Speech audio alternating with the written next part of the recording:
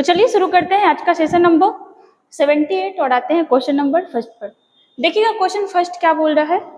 12 जून 2024 को आंध्र प्रदेश के नए मुख्यमंत्री पद की शपथ कौन लिए? आपको हम कल के सेशन में ही बताए कि लोकसभा के चुनाव के साथ साथ किसी किसी राज्यों में विधानसभा का भी चुनाव चल रहा था, जिसमें अरुणाचल प्रदेश, सिक्किम, आंध्र प्रदेश और एक राज्य और था उड़ीसा, है ना। इन सारे राज्यों में विधानसभा का चुनाव हुआ। और एक चीज और कि विधानसभा के चुनाव के साथ हम लोग मुख्यमंत्री को चुनते हैं और लोकसभा के चुनाव के साथ हम लोग प्रधानमंत्री को चुनते हैं।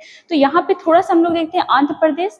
और आंध्र प्रदेश अपने आप में बहुत ज्यादा चर्चित रहा था। जब लोकसभा चुनाव का रिजल्ट आया था ना, उस समय भी आपका आंध्र प्रदेश और अपने बिहार, ठीक है, जेडीयू और टीडीपी पार्टी जो है बहुत ज्यादा चर्चा में रहा था। और इसी टीडीपी पार्टी के कौन है? तो यही आपके चंद्रबाबू नायडू, जो आंध्र प्रदेश के सीएम के रूप में शपथ लिए हैं। आंसर क्या हो जाएगा? Option number B. और किनके जगह पर आए हैं? तो जगन मोहन रेड्डी, ठीक है, YSRP करके इनके पार्टी का नाम था, जगन मोहन रेड्डी जी का। और उनको हरा करके अब ये पार्टी में आए हैं, ये सत्ता में आए हैं। कौन? तो टीडीपी पार्टी के कौन? तो ये हो जाएंगे आपके चंद्रबाबू नायडू। बात करें आंध्र प्रदेश के बारे में, तो जब हमारा देश आजाद हो रहा था उस समय जो आंध्र प्रदेश था वो मद्रास प्रेसिडेंसी का हिस्सा था।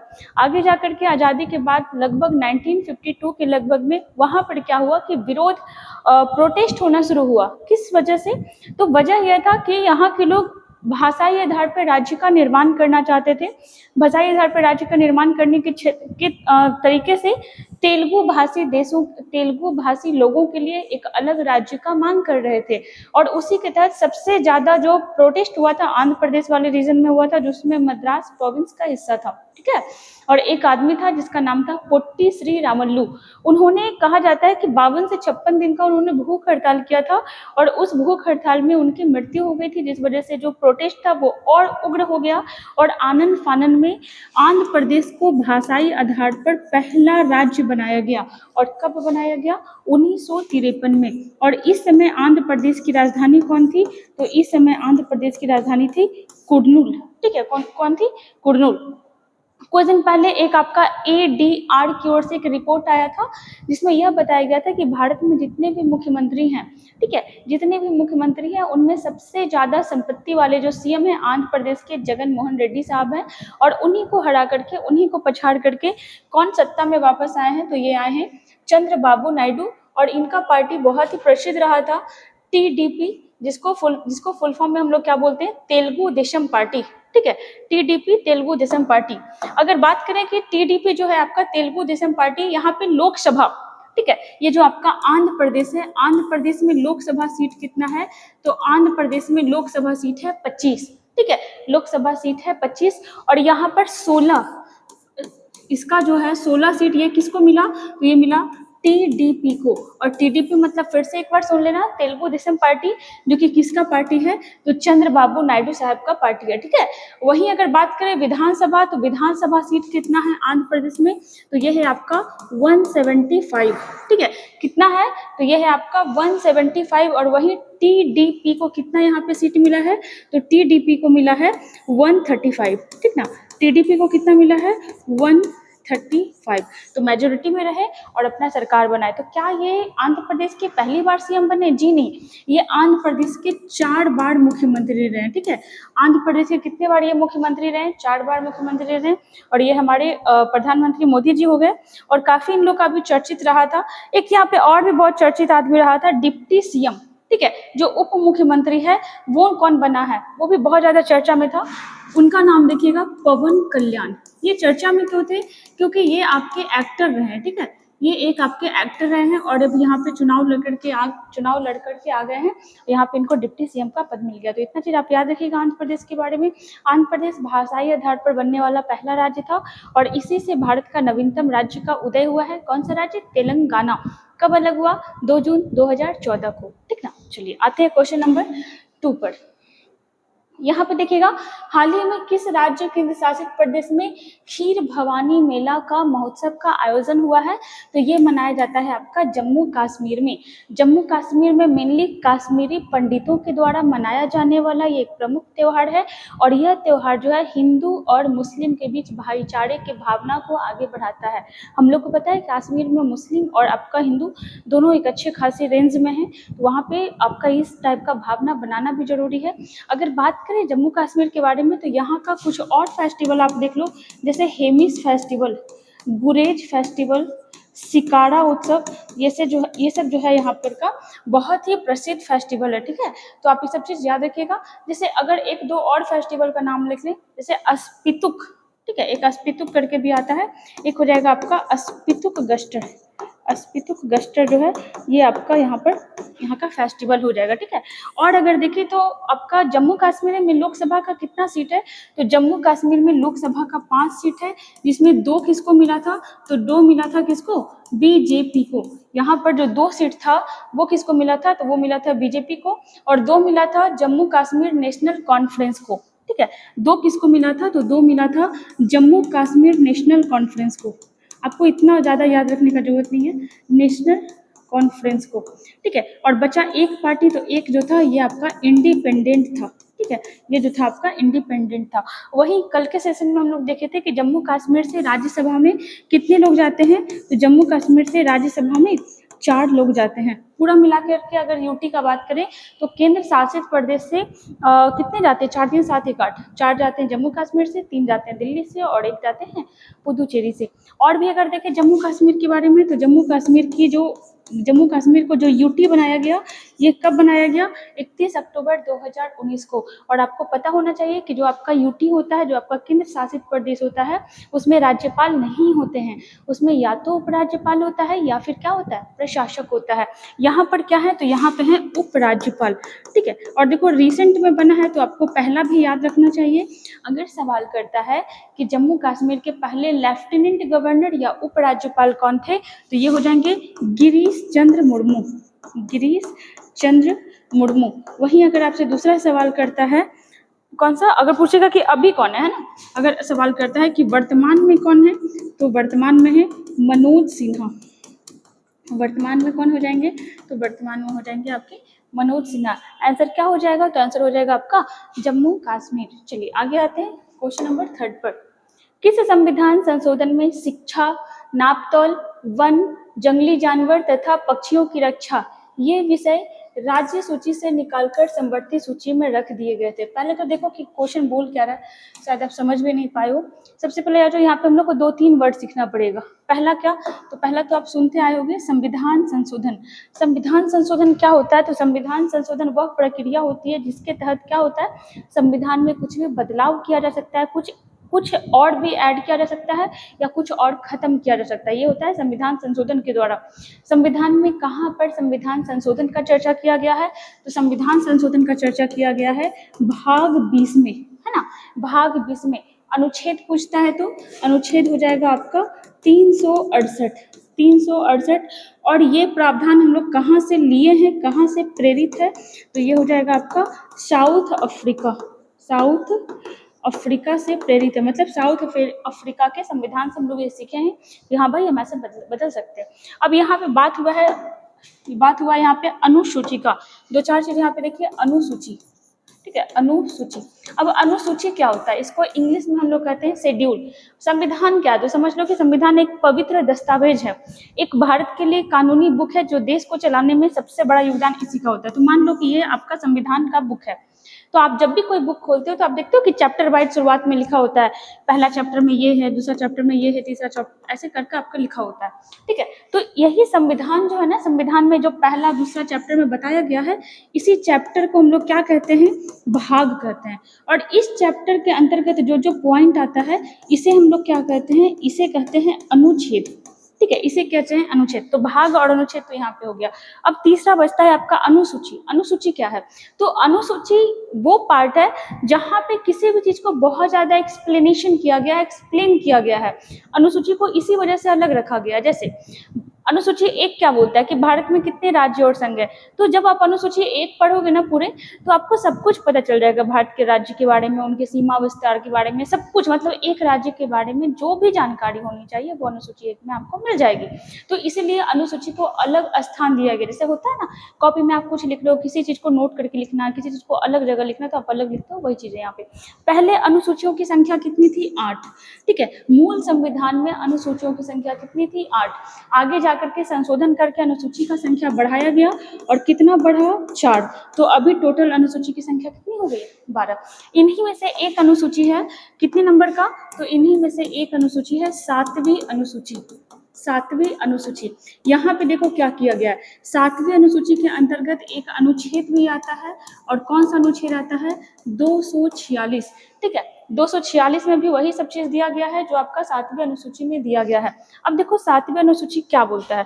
तो 7वीं अनुसूची यहाँ पर ये बताता है ना, जैसे हम लोग यहाँ देखो प्रॉपर क्या होता है, हमारे यहाँ काम बटा होता है ना, कि ये काम वो करेगा, वो काम ये करेगा।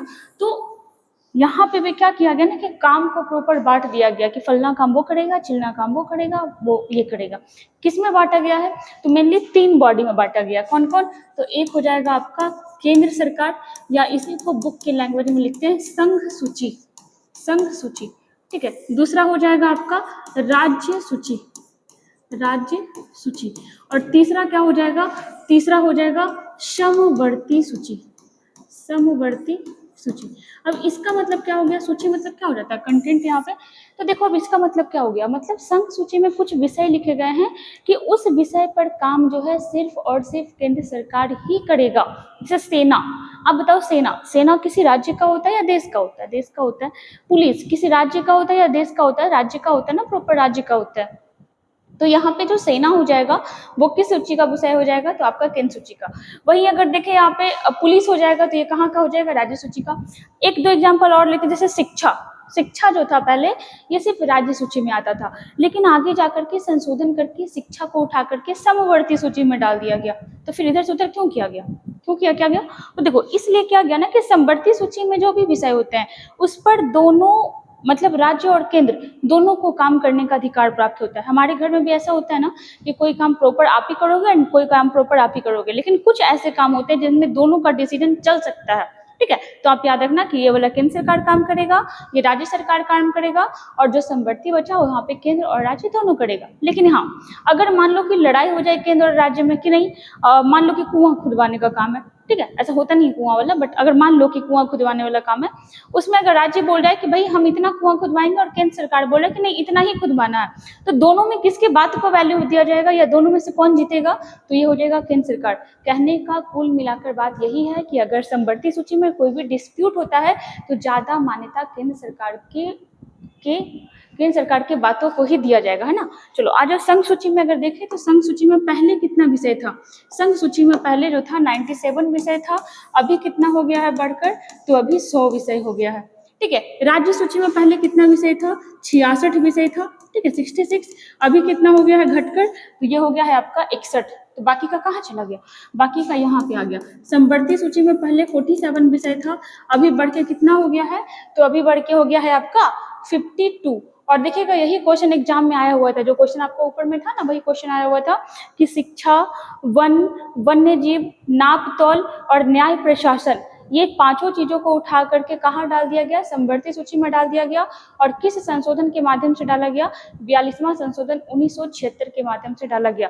कौन कौन सा विषय हो जाएगा? तो देखिएगा यहाँ पे शिक्षा हो जाएगा, ठीक है, वन हो जाएगा, तीसरा में देखिएगा वन्य जीव एवं पक्षी संरक्षण हो जाएगा, ठीक है, फिर और वही हो जाएगा आपका नाप तौल और आपका न्याय प्रशासन। ये सारा आपको कहाँ से कहाँ उठा के डाल दिया गया? तो ये आपका राज्य सूची से उठा करके कहाँ डाल दिया गया? समवर्ती सूची में। इट मीन्स कि कहने का अर्थ यही हुआ कि अब इस पर दोनों काम कर सकता है, राज्य सरकार भी और आपका केंद्र सरकार भी। तो आंसर क्या हो जाएगा इसका? देखिएगा 42वां संशोधन 1976, ठीक है, क्या हो जाएगा? 42वां संशोधन 1976 के द्वारा यह कार्य किया गया था। चलिए आगे आते हैं। क्वेश्चन नंबर 4 देखना, रैयतवाड़ी व्यवस्था किसने लागू की थी? ठीक है, बात हो रहा है यहाँ पे, देखिएगा किसके बारे में? तो रैयतवाड़ी व्यवस्था के बारे में। सबसे पहले तो आइएगा कि जो आपका रैयत मतलब क्या होता है? यहाँ पे देखिएगा रैयत, रैयत मतलब होता है रैयत बाड़ी, ठीक है। देखिएगा रैयत मतलब होता है किसान, ठीक है, किसान, और बाड़ी मतलब होता है व्यवस्था या बंदोबस्त कह लो, ठीक है। रैयत बाड़ी और बाड़ी मतलब हो जाएगा आपका बंदोबस्त।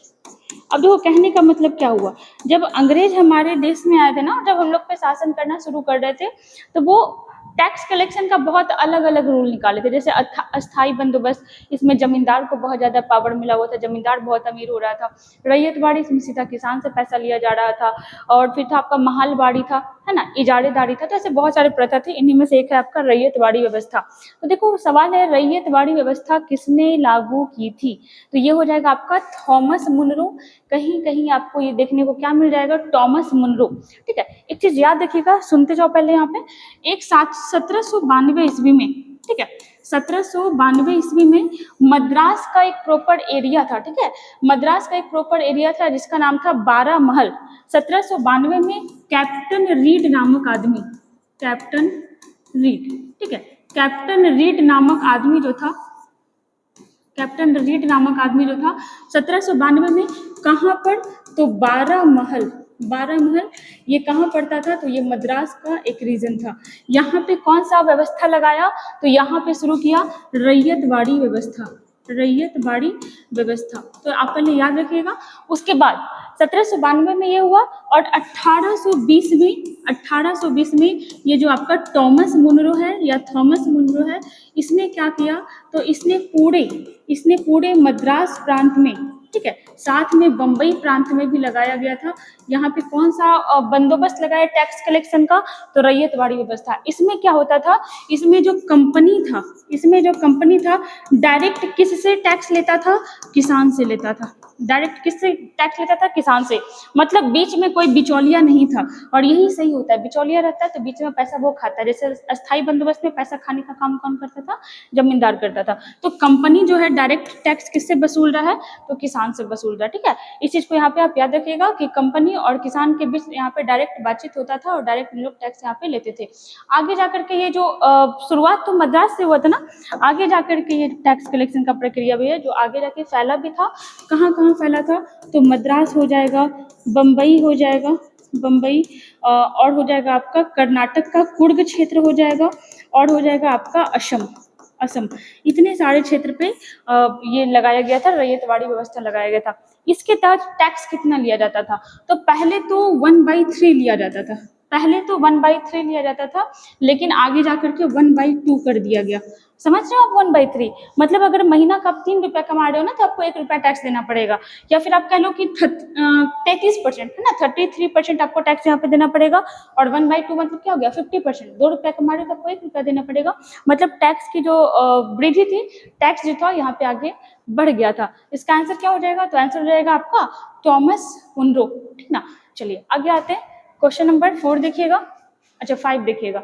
यहाँ पे आएगा, सिपड़ी की रिपोर्ट के अनुसार भारत में परमाणु हथियारों की संख्या बढ़कर कितनी हो गई है, और भारत में परमाणु हथियार का जो संख्या है ना, अब पाकिस्तान से ज्यादा आगे बढ़ गया, ठीक है। अगर सिपड़ी का फुल फॉर्म देखें तो क्या हो जाएगा, Stockholm International Peace Research Institute, ठीक ना। देखिएगा, सुन लीजिए यहाँ पे, Stockholm International Peace Research Institute, ये हो गया सिप्री का फुल फॉर्म। इसके तहत पता लगाया जाता है कि कौन सा देश कितना हथियार बेचता है, बार बार इसका रिपोर्ट आते रहता है, कितना हथियार बेच रहा है, किसके पास कितना हथियार है। तो अभी परमाणु हथियार के बारे में एक जायजा निकाला गया, जहाँ पे भारत के पास कितना परमाणु हथियार था, तो 164 था, ठीक है, 164 था। और अभी कितना बढ़ करके हो गया है, तो अभी बढ़ के हो गया है 172, है ना, 172 हो गया है। और यहाँ पे देखिएगा, परमाणु हथियार रखने का मतलब ये नहीं है कि भारत किसी पे अटैक करने के लिए तैयार है, खुद के बचाव के लिए लोगों को रखना पड़ता है, ठीक है। तो वैसे अपना भारत के पास भी संख्या बढ़ी, किससे बढ़ी है, तो पाकिस्तान से ज़्यादा हो गया है, ठीक है। पाकिस्तान को देखो, पाकिस्तान के पास कुछ करने के लिए है नहीं, तो परमाणु हथियार ही बनाएगा ना, वही रखेगा, तो ज़्यादा रखे हुए था हमसे, बट अभी पीछे हो गया। इसके पास कितना था, तो कम मत आंकना, इसके पास भी अच्छा खासा ही था। इसके पास कितना है, 170, और भारत अभी इससे आगे निकल गया, +2 आगे निकल गया, ठीक ना। अगर और भी देखें तो ये तो जग जाहिर है ना कि कहीं भी युद्ध हो रहा है, फायदा किसको होता है, तो यूएसए को फायदा होता है, अमेरिका को फायदा होता है, क्योंकि कोई भी लड़ रहा है, हथियार किसका बिक रहा है, अमेरिका का बिक रहा है। सबसे ज्यादा हथियार किसके पास है, ऑब्वियस सी बात है, यूएसए, है ना। सबसे ज़्यादा जो हथियार है ये किसके पास है, यूएसए के पास है। फिर जो है ये किसके पास है, उसके बाद हो जाएगा आपका रशिया, ठीक है। तो ये हो जाएगा आपका यूएसए हो जाएगा, रसिया हो जाएगा, फिर आपका चाइना वगैरह हो जाएगा। वैसे एक चीज यहाँ पे देखिएगा यहाँ पे, और रसिया के पास ज्यादा, ठीक है, यूएसए से ज्यादा रसिया के पास है। एक बार यहाँ पे देखिएगा, सबसे ज्यादा रसिया के पास है, फिर आपका यूएसए के पास है, देन एशिया का एक कंट्री चाइना, है ना, फिर आपका चाइना के पास है, फिर आपका फ्रांस के पास है। वैसे आपको इतना याद रखने का जरूरत नहीं है, एक दो और देख लो। फिर आपका ब्रिटेन के पास है, और फिर अपना भारत आता है, और भारत के बाद किसके पास है, तो ये हो जाएगा आपका पाकिस्तान के पास। तो ये परमाणु हथियार के क्रम में हो गया कि सबसे ज्यादा किसके पास है, सबसे कम किसके पास है। आंसर क्या हो जाएगा, तो ये हो जाएगा आपका 172, है ना, याद रखिएगा। चलिए आते हैं क्वेश्चन नंबर 6 पर। यहाँ पे देखना, कुका आंदोलन कहाँ शुरू किया गया था। कुका आंदोलन ये बहुत प्रसिद्ध रहा था, कहाँ पर हुआ था, तो ये हुआ था आपका, पहले तो देख लो कि कब हुआ था, कब हुआ था, तो ये हुआ था 1871 से लेकर के 72 के बीच में हुआ था। और जैसे ही आप टाइम देखे आपको पता चल गया कि किसके विरोध में हुआ होगा, ऑब्वियस सी बात है अंग्रेज के विरोध में हुआ था। क्यों हुआ था, कहाँ हुआ था, तो ये हुआ था आपका पंजाब में, ठीक है। ये किस क्षेत्र में हुआ था, तो ये आपका पंजाब के क्षेत्र में हुआ था। और क्यों हो रहा था, तो देखो क्या हुआ था ना कि अंग्रेज लोग, जैसे हम लोग गाय को या फिर हम लोग किसी भी जानवर को बहुत सम्मान और धार्मिक दृष्टि से देखते हैं, उनके साथ गलत नहीं करते हैं। बट ये जो अंग्रेज था इसके पास इमोशन कुछ नहीं होता था, इन लोग ऐसा कुछ धार्मिक महत्व देता भी नहीं था। तो अंग्रेज ने क्या किया था कि बहुत ज्यादा मात्रा में गाय की हत्या करवाना शुरू किया था, गौवध करवाना शुरू किया था। और उसके लिए जगह जगह पर क्या खुलवा दिया था, बुचड़ खाना, ठीक है, बुचड़ खाना। यहाँ पर क्या होता था, तो गायों को मारा जाता था, और हम लोग के धर्म के अनुसार गाय जो है ये बहुत ही पवित्र पशु है। और यहाँ पर क्या हुआ था कि आपके सिख समुदाय के द्वारा, ठीक है, पंजाब में है तो जाहिर सी बात है सिख ही होगा, और सिख में भी प्रॉपर पूछ लेगा तो नामधारी सिख के द्वारा, ठीक है, नामधारी सिख के द्वारा बहुत ही यहाँ पे आंदोलन किया गया, विद्रोह किया गया। लेकिन हाँ एक चीज और है कि अंग्रेज लोग जीत नहीं पाए थे, ये जीते थे सॉरी अंग्रेज लोग ही जीते थे, सिख लोग जीत नहीं पाए थे, विरोध करते रह गए थे। आपको जैसे याद होगा 1857 की क्रांति, उसमें भी तो वही हुआ था ना, वो कुछ गाय और सुअर की चर्बी का बात हो रहा था, और भारतीयों ने विरोध किया, फिर अंग्रेज ही जीते थे। तो जो कुका आंदोलन था ये गाय से संबंधित था, 71-72 में चला था, पंजाब में हुआ था, इस चीज को याद रखिएगा। और प्रॉपर कौन सा सिख समुदाय कर रहा था, तो नामधारी सिख कर रहा था, ठीक ना। चलिए आगे आते हैं। भारत के किस राज्य में प्रत्येक वर्ष मोत्सु उत्सव मनाया जाता है, ठीक है, कौन सा उत्सव, मोत्सु। यह 3 दिन तक चलने वाला फेस्टिवल है, यह आपका 3 दिन तक चलने वाला फेस्टिवल है। और कहाँ मनाया जाता है, तो ये मनाया जाता है आपका नागालैंड में। कहाँ मनाया जाता है, नागालैंड में। बात करें नागालैंड के बारे में तो और देख लो, यहाँ पे एक और फेस्टिवल बहुत ज्यादा प्रसिद्ध है, हॉर्नबिल। और ये एग्जाम में पूछा हुआ क्वेश्चन है, वो भी पूछा हुआ क्वेश्चन है, रिसेंट में पूछा है एसएससी फेज 12 में। हॉर्नबिल महोत्सव जो है ये भी आपका नागालैंड में मनाया जाता है। नागालैंड के बारे में बात करें तो यहाँ की राजधानी क्या हो जाएगी, कोहिमा। यहाँ की राजधानी क्या हो जाएगी, कोहिमा। यहाँ के सीएम कौन हो जाएंगे, तो यहाँ के जो सीएम हो जाएंगे ये हो जाएंगे नेफ्यू रियो, नेफ्यू रियो, ठीक है, नेफ्यू रियो। और ये कितने बार सीएम रह चुके हैं, तो 5 बार रह चुके हैं। और यहाँ के गवर्नर कौन हो जाएंगे, तो यहाँ के गवर्नर हो जाएंगे ला गणेशन, ठीक ना। यहाँ के गवर्नर कौन हो जाएंगे, तो यहाँ के गवर्नर हो जाएंगे ला गणेशन। इस चीज को याद रखिएगा, ये हो जाएगा आपका नागालैंड, ठीक ना। चलिए आगे आते हैं। देखिएगा 5 जून 2024 तक देश में रामसर स्थलों की संख्या कितनी हो गई है। अभी रिसेंट में भारत में रामसर स्थल की संख्या बढ़ी है, और अभी टोटल कितनी हो गई है, तो ये देखना 82, कितना हो गया है, 82। और 2 अभी बढ़ा है, कहाँ बढ़ा है, तो हमारे बिहार में ही 2 रामसर स्थल अभी और बढ़ा। कौन कौन बढ़ा, तो एक बढ़ा आपका नागी पक्षी अभ्यारण्य, और एक आपका बढ़ा नकटी पक्षी अभ्यारण्य। दोनों कहाँ है, तो दोनों है बिहार में। और बिहार के किस जिले में, तो ये हो जाएगा आपका जमुई जिले में, बिहार के जमुई जिले में। तो याद रखिएगा कि अब टोटल भारत में कितने रामसर स्थल हो गए, तो 82 हो गए हैं। रामसर क्या है, तो रामसर एक शहर है, किस देश का, ईरान का। यहाँ पर क्या हुआ था, ईरान के रामसर नामक शहर में बैठ करके लोगों के द्वारा, कुछ देश के ग्रुपों के द्वारा ये इस चीज पे बात किया गया था कि जो पारिस्थितिकी तंत्र इतनी बुरी तरीके से प्रभावित हो रहा है, इसको कैसे सही किया जाएगा। और इस तरीके से क्या होता है कि जो भी वेटलैंड क्षेत्र होता है, आर्द्र भूमि क्षेत्र होता है, उसको रिकॉग्नाइज किया जाता है और उसको सेफ से रखा जाता है, उसको बचाव किया जाता है। तो ऐसे करते करते टोटल कितने हो गए हैं, 82 हो गए हैं।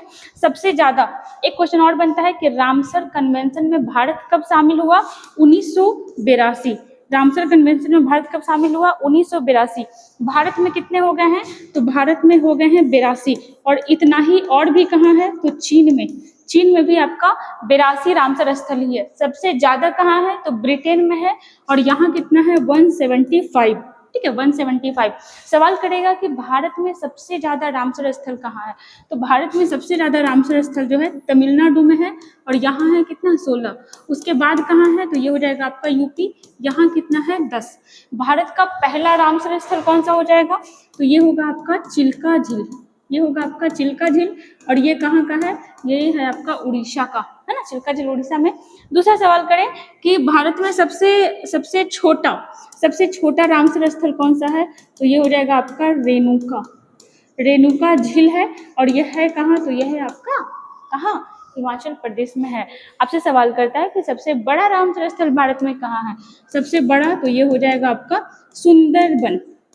ये तो आपको पता होगा ये कहाँ है, तो सुंदरबन जो है आपका वेस्ट बंगाल में है। कहाँ है, वेस्ट बंगाल में। तो याद रखना। अच्छा, बिहार के बारे में पूछता है कि बिहार में कितने रामसर साइट है, तो बिहार में 3 रामसर साइट हैं। 2 तो जमुई में हो गया, एक देख लो, एक है आपका बेगूसराय जिले में, एक है आपका बेगूसराय जिले में, और बेगूसराय में कौन सा है, तो ये हो जाएगा आपका कांवड़ झील। और इसको रामसर स्थल कब घोषित किया गया था, तो 2020 में।